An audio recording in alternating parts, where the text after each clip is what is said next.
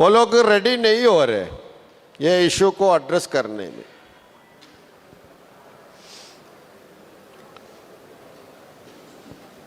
इसलिए social democratic party of India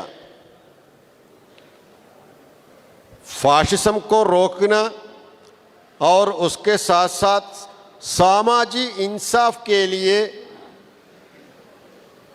काम करने वाला एक पॉलिटिक्स को कायम करना, ये एजेंडा रख के अभी हम लोग इलेक्शन कैंपेन स्टार्ट किया है। इसमें फर्स्ट कैंडिडेट लिस्ट 1 महीने पहले हम लोग बेंगलोर में डिक्लेयर किया था। अभी सेकंड लिस्ट डिक्लेयर कर रहे और बाकी जगह के बारे में भी डिस्कशन चल रहा है, बाद में वो भी डिक्लेयर होगा। इस इलेक्शन में एसडीपीआई, बीजेपी और कांग्रेस, जेडीएस सभी पॉलिटिकल पार्टी के खिलाफ, उनके पॉलिटिक्स के खिलाफ कैंपेन करेंगे, क्योंकि ये सभी पॉलिटिकल पार्टियां, बीजेपी तो एक साइड सब कुछ कर रहे हैं, दूसरी साइड या मैनेज करने में भी ये प्रॉब्लम हो रहा है। कांग्रेस कुछ नहीं कर पाए, कुछ नहीं कर रहे। इसलिए अच्छी तरह कैंपेन करके ये सभी पॉलिटिकल पार्टी के खिलाफ कैंपेन करके हमारे इलेक्शन कैंपेन भी हम लोग स्टार्ट किया है। आज ये कैंडिडेट लिस्ट अभी हम लोग सेकंड लिस्ट यहाँ पे अनाउंस करेंगे।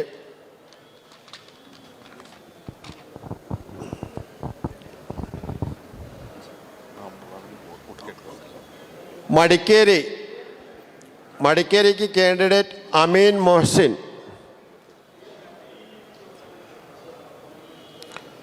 रायचूर सैयद इशाक हुसैन,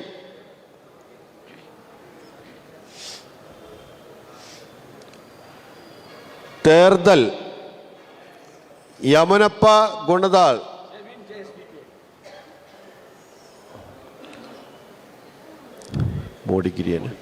मोडिगिरी अंगड़ी चंद्रू, बिजापुर अताउल्ला दाक्षी, मैंगलोर उल्लाल रियाज परंगीपेट, गुलबर्गा नॉर्थ रहीम पटेल, पुत्तूर शफी बेल्लारे, हुबली ईस्ट डॉक्टर विजय एम गुंड्राल। 9 असेंबली सीट की कैंडिडेट को डिक्लेयर किया है और बाकी बाद में हम लोग डिक्लेयर करेंगे। आप सभी पत्रकार की तरफ से हमारे पॉलिटिकल कैंपेन को अच्छी तरह सपोर्ट देना है, ये हमारी गुजारिश है। सबको शुक्रिया। Social democratic party of India विधानसभा चुनावಣೆ 2023 ಎಸ್ಡಿಪಿಐನ ಅಭ್ಯರ್ಥಿಗಳ ಎರಡನೇ ಪಟ್ಟಿಯನ್ನು ನಮ್ಮ ರಾಷ್ಟ್ರೀಯ ಅಧ್ಯಕ್ಷರು ಘೋಷಣೆ ಮಾಡಿದ್ದಾರೆ. ಕಳೆದ ಬಾರಿ ನಾವು 10 ಕ್ಷೇತ್ರಗಳಲ್ಲಿ ನಮ್ಮ ಪ್ರಥಮ ಪಟ್ಟಿಯನ್ನು ನಾವು ಬಿಡುಗಡೆ ಮಾಡಿದ್ವಿ. ಈಗ ನಾವು ದ್ವಿತೀಯ ಪಟ್ಟಿ 9 ಕ್ಯಾಂಡಿಡೇಟ್ಗಳನ್ನು ನಾವು ಡಿಕ್ಲೇರ್ ಇವತ್ತು ಮಾಡಿದ್ದೇವೆ. ಉಳಿದಂಥ ಕ್ಷೇತ್ರಗಳು ಏನು ನಾವು ಈಗಾಗಲೇ ನಮ್ಮ ಪಟ್ಟಿಯಲ್ಲಿ ಕಳೆದ ಒಂದು ಪತ್ರಿಕಾಗೋಷ್ಠಿಯಲ್ಲಿ ನೀಡಿದ್ದೆವೋ ಆ ಪಟ್ಟಿಯಲ್ಲಿರುವಂತಹ ಕ್ಷೇತ್ರಗಳು ಕ್ಯಾಂಡಿಡೇಟ್ನ ಆಯ್ಕೆ ಪ್ರಕ್ರಿಯೆ ನಡೀತಾ ಇದೆ. ಆಯ್ಕೆ ಪ್ರಕ್ರಿಯೆಗೊಂಡ ನಂತರ ನಾವು ಅದನ್ನು ಆಯಾ ಸಂದರ್ಭದಲ್ಲಿ ನಾವು ಬಿಡುಗಡೆಯನ್ನು ಮಾಡ್ತೇವೆ. ಡಬಲ್ ಇಂಜಿನ್ ಸರ್ಕಾರ ಅನ್ನುವಂತಹ BJP ರಾಜ್ಯದಲ್ಲಿ ಮತ್ತು ಕೇಂದ್ರದಲ್ಲಿ ಇದ್ದು ಕರ್ನಾಟಕದ ಕರ್ನಾಟಕವನ್ನು ಸಂಪೂರ್ಣವಾಗಿ ಭ್ರಷ್ಟಾಚಾರಿ ಒಂದು ರಾಜ್ಯವನ್ನಾಗಿ ಮಾಡಿದರ ಕೀರ್ತಿ ಬಿ ಜೆ ಪಿಗೆ ಸಲ್ತದೆ. ಪ್ರತಿಯೊಂದು ಕಾಮಗಾರಿಯಲ್ಲೂ ಕೂಡ 40% ಕಮಿಷನ್ ಇರ್ಬೋದು. ಅದೇ ರೀತಿ ವೋಟರ್ ಗೇಟ್ ಹಗರಣ ಏನು ಈ ಬಾರಿಯಲ್ಲಿ ಭ್ರಷ್ಟಾಚಾರದ ಹಗರಣದ ನೇರವಾಗಿ ಗ್ರಾಮೀಣಾಭಿವೃದ್ಧಿ ಸಚಿವ ಈಶ್ವರಪ್ಪನವರು ಮೇಲೆ ಆರೋಪ ಬಂತು. ಅವರದೇ ಒಬ್ಬ ಪಕ್ಷದ ಕಾರ್ಯಕರ್ತರ ಆರೋಪ ಮಾಡಿದರು. ಆನಂತರ ಅವರು ರಾಜೀನಾಮೆ ಕೊಡಬೇಕಾಯಿತು. ಅದೇ ರೀತಿ ಬಿ ಜೆ ಪಿ ಒಬ್ಬ ಮಂತ್ರಿ ರಮೇಶ್ ಜಾರಕಿಹೊಳಿ ಒಂದು ಅನೈತಿಕತ ಚಟುವಟಿಕೆ ಮಾಡಿರುವಂಥದ್ದು ಅದು ಬಹಿರಂಗಗೊಂಡು ಅವರು ರಾಜೀನಾಮೆಯನ್ನು ಕೊಡಬೇಕಾಯಿತು. ಈ ರೀತಿಯಾದಂಥ ಅನೈತಿಕತೆ, ಭ್ರಷ್ಟಾಚಾರ, ಬ್ರಹ್ಮಾಂಡ ಭ್ರಷ್ಟಾಚಾರ ಇದೆಲ್ಲ ಮಿತಿಮೀರಿದ್ದು, ಸ್ವಜನ ಪಕ್ಷಪಾತ ಮಿತಿಮೀರಿದೆ. ವೋಟರ್ ಗೇಟ್ ಹಗರಣದಲ್ಲಿ ಆ ಮಾಡಿದಂಥ ಏಜೆನ್ಸಿಯವರ ಒಂದು ಆಫೀಸ್ನಲ್ಲಿ ಡಾಕ್ಟರ್ ಅಶ್ವಥ್ ನಾರಾಯಣ್ ಅವರ ಚೆಕ್, ಆ ಮಂತ್ರಿಯ ಚೆಕ್ ಬುಕ್ ಸಿಕ್ಕಿದ್ರೂ ಕೂಡ ಅವರ ಮೇಲೆ ಯಾವುದೇ ತನಿಖೆ ಆಗಲಿಲ್ಲ. ಈ ರೀತಿಯಾದಂಥ ಒಂದು ಭ್ರಷ್ಟಾಚಾರ ಸರ್ಕಾರದ ಕರ್ನಾಟಕದ ಇತಿಹಾಸದಲ್ಲಿ ಯಾರೂ ನೋಡೇ ಇಲ್ಲ. ಭ್ರಷ್ಟಾಚಾರ ಮಾಡುವಂಥದ್ದು, ಅನೈತಿಕತೆ ಮಾಡುವಂಥದ್ದು, ಈ ರೀತಿಯಾದಂಥ ಸರ್ಕಾರ ಒಂದು ಕಡೆ. ಇನ್ನೊಂದು ಕಡೆ ಇದನ್ನೆಲ್ಲವನ್ನು ಸಮರ್ಥವಾಗಿ ಎದುರಿಸಬೇಕಾದಂಥ ವಿರೋಧ ಪಕ್ಷಗಳು ಕೂಡ ಒಂದು ರೀತಿಯಾದಂಥ ನಿಷ್ಕ್ರಿಯಗೊಂಡಿರುವಂಥದ್ದನ್ನು ನಾವು ನೋಡ್ತಾ ಇದ್ದೇವೆ. ಡಬಲ್ ಸ್ಟ್ಯಾಂಡರ್ಡ್ಗಳನ್ನು ನಾವು ನೋಡ್ತಾ ಇದ್ದೇವೆ. ಒಂದು ವಿರೋಧ ಪಕ್ಷವಾಗಿ ಇವರನ್ನು ಸಮರ್ಪಕವಾಗಿ ಎದುರಿಸಲಿಕ್ಕೆ ಇವರು ಸಂಪೂರ್ಣವಾಗಿ ವಿಫಲರಾಗಿದ್ದಾರೆ. ಅದರಲ್ಲೂ ವಿಶೇಷವಾಗಿ ಅಲ್ಪಸಂಖ್ಯಾತರ, ದಲಿತರ, ಹಿಂದುಳಿದ ವರ್ಗಗಳ ಹಿತಾಸಕ್ತಿಯನ್ನು ಕಾಪಾಡೋದ್ರಲ್ಲೂ ಕೂಡ ಕಾಂಗ್ರೆಸ್ ವಿರೋಧ ಪಕ್ಷವಾಗಿ ಸಂಪೂರ್ಣ ವಿಫಲ ಆಗಿದೆ. ಇವತ್ತು ಈ ಬಿ ಜೆ ಪಿ ಬ್ರಹ್ಮಾಂಡ ಭ್ರಷ್ಟಾಚಾರ ಮಾಡಲಿಕ್ಕೆ ಇಷ್ಟಲ್ಲ ಅನ್ನೋಕ್ಕೆ ಕಾಂಗ್ರೆಸ್ಸೇ ಕಾರಣ. ಯಾಕಂದರೆ ಕಾಂಗ್ರೆಸ್ನ 14 MLAಗಳು ಬಿ ಜೆ ಪಿಗೆ ಸೇರಿರುವ ಕಾರಣ ಈ ಪರಿಸ್ಥಿತಿ ಇವತ್ತು ಬಂದೊದಗಿದೆ.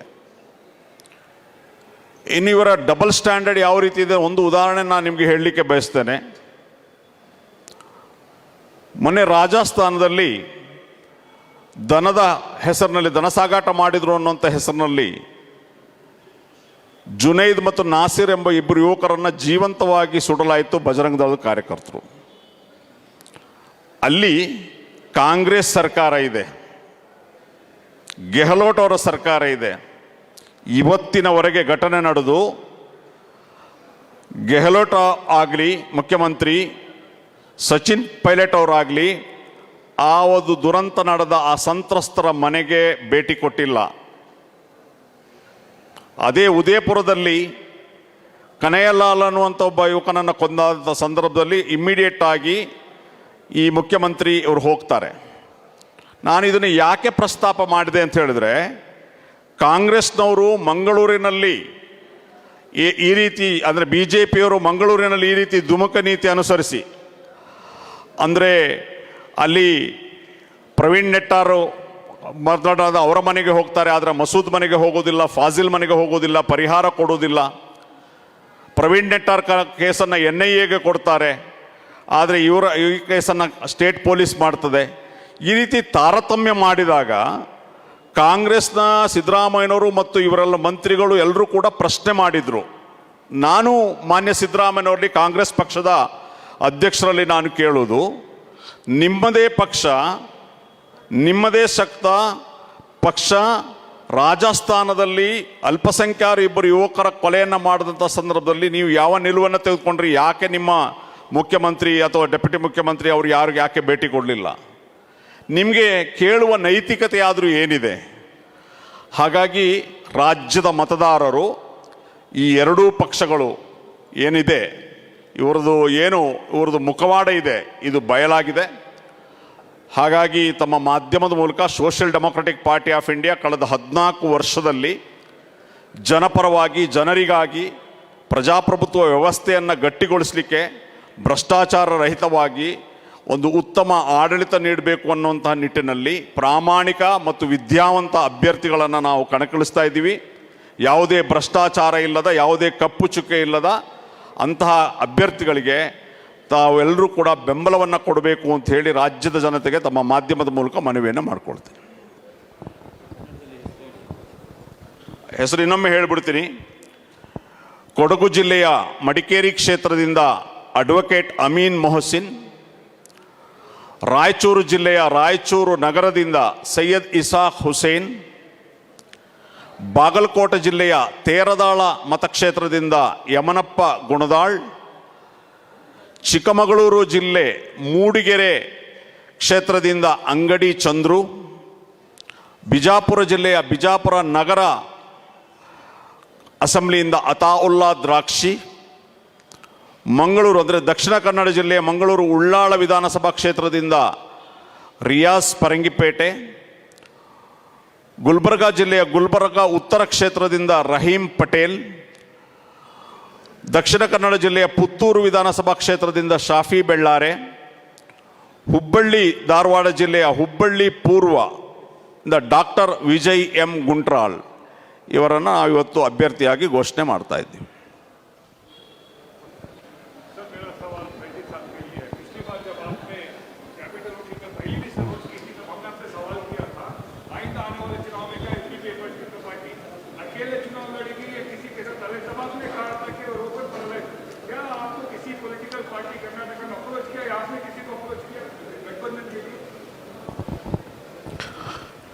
हम लोग किसी के साथ अप्रोच नहीं किया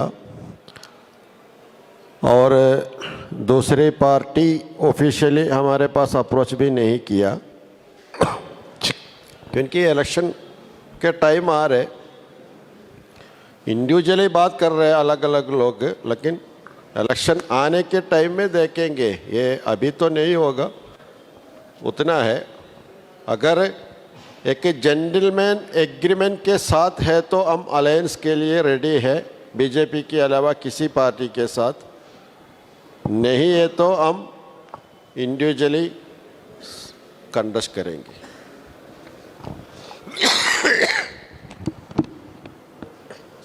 Mr. Faizi, you have fielded Shafi Ballare, a murder accused in Praveen Nettaru murder case. How do you even substantiate this? Because you told you want to fight the politics of the BJP. They are trying to incite communal hatred as well. So if you're fielding a murder accused, how are you different from the other parties? Shafi Bellare के ऊपर वो fabricated case है। There are clear evidences in the NIA charge sheet which has been mentioned, which runs to thousands of pages. कोई evidence उसमें नहीं है। The NIA charge sheet has already been submitted. NIA किसी के साथ charge sheet दे सकता है, लेकिन उसमें कुछ भी एविडेंस नहीं है, वो फैब्रिकेटेड केस है। ऐसे फैब्रिकेटेड केस को STPI केयर नहीं करेंगे। If it is a fabricated case, why would the honorable court give him into custody? Because he's still in custody. Why would they give his custody? वो court में ये hearing नहीं हुआ है, वो अभी एक चार्ज शीट दिया, कोर्ट ने अरेस्ट किया। There has been 3 hearings. It has been 117 days. Her case में भी ऐसा है, पुलिस किसी को अरेस्ट करेंगे, वो एक रिपोर्ट देंगे, कोर्ट उनको अरेस्ट करेंगे, फिर हियरिंग होगा, हियरिंग होने के बाद समझ में आएगा वो क्या है, मुलजिम है या नहीं है। There has been 3 hearings, Mr. Faizi. That's exactly what we are pointing out. There has been 3 hearings, 117 days, and he has also been declared as one of that. So therefore, additional custody was also given. In page number 37 of the NIA charge sheet, clearly his name is mentioned, stating that he was the one who planned at the KVG college grounds to go on and murder Praveen Nettaru. What do you have to say? ये hearing case की ऊपर नहीं है, charge sheet मतलब ये custody छोड़ना है आगे बढ़ाना है उसके बारे में है। NIA किसी की ऊपर एक केस लगा के अरेस्ट किया है तो वो मुलजिम है बोल के हमें ये नहीं है। स्पेशली ये शफी बेल्लारे के बारे में वो फैब्रिकेटेड केस है, आप कुछ भी पूछे तो भी उसमें हम लोग केयर नहीं करेंगे। Shafi Bellare's wife has also recorded a statement with ADGP Alok Kumar, the Law and Order Commissioner, ADGP for Karnataka. She's told that he had a long-standing connection with the PFI and he was also involved in antisocial activities. Why would the wife of Shafi Bellare herself go on to record a statement with the police? एक व्यक्ति वो मुलजिम है या बेकसूर है, वो decide करने वाला पुलिस नहीं है, वो कोर्ट है। So you're saying even his wife is also not true. The wife itself is not true. Is it? Shafi Bellare's wife is only not true is what you're saying. Is it the case? Fabricated case है। The wife is saying that her husband is an accused. You're still saying that it's a fabricated case. Accused बोले तो क्या है, police arrest किया है। She's saying he is involved in the murder. He met antisocial elements. Police arrest किया बोले तो उसका मतलब वो एक क्या है, मुलजिम नहीं है। Okay, so you're saying that even the accused will be given tickets from the STPI, yeah? Yes? देखो इट्स ये जो आप बोल रहे हैं ये एंटायरली रॉन्ग है, क्योंकि कोई वाइफ किसी का भी वाइफ ऐसा नहीं बोलेंगे कि मेरा No, the statements are recorded. एक minute The statement statements are देखो recorded. Police statement So you essentially cannot tell we are wrong. You can either point your fingers at the NIA or you can point your fingers at the police. You can't essentially tell us that we are wrong. All we are asking is that statements have been recorded by the police. see- Depending on the charge sheet, depending on the statements given to the Do police. you think we're the questioning. police is the final here? I am not saying police is the final. I am Yes. saying will your party go on and give tickets we to are- all the accused? Brother, will your party we are- go on Nodi- and give tickets to the accused? You're saying brother you're a हम party with देख a रहे change, हम right? Brother हम देख रहे हैं कि इस इंडिया में क्या हो लेकर है। बीजेपी का एगेंस्ट कौन है, एगेंस्ट कौन बात करता है, ये तमाम लोगों का ऊपर फैब्रिकेटेड केस, ईडी, आईटी, तमाम चीजें ये हो रहा है। परसों जो पवन कांग्रेस का लीडर को ये लोग अरेस्ट किया, यानी कि ये एक विच हंट ये हो रहा है। देखिए शाफी बेल्लारे हमारे स्टेट सेक्रेटरी है। जिस दिन जो इंसिडेंट होने के बाद 2 मंथ्स शाफी बेल्लारे ओपन था, तब केस स्टेट पुलिस के साथ था। पूरा 2 मंथ्स होने के बाद जब एनआईए इसको लिया तो उस टाइम में अरेस्ट किया। 2 मंथ्स में एक इंक्वायरी भी नहीं किया स्टेट पुलिस। समझ में आता है आपको? तो हमारा स्टेट सेक्रेटरी जिस दिन अरेस्ट हुआ उसी दिन हमने किया कि ये एक फैब्रिकेटेड केस है, ये विच हंट है, एक पॉलिटिकल पार्टी को डैमेज करने के लिए किया हुआ है। ये मैं बताना चाहता हूं स्टेट का तमाम लोगों को आपका माध्यम से, वो सिर्फ अक्यूज्ड है, एक